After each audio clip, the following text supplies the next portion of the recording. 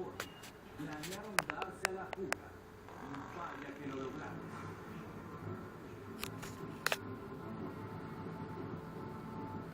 Para lograr su objetivo, Adam Hussein Nayeli, Park Dong y Jonathan Tian Nayeli violaron las rejillas de un respiradero que conectaba con el techo de la prisión.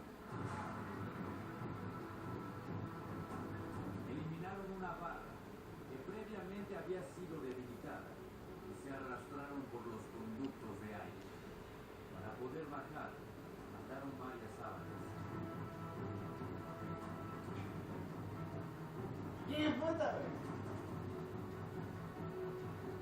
Una vez en libertad, pasaron 3 noches en un motel al sur de California. Secuestraron a un taxista y lo obligaron a llevarlos hasta San Francisco. Sin embargo,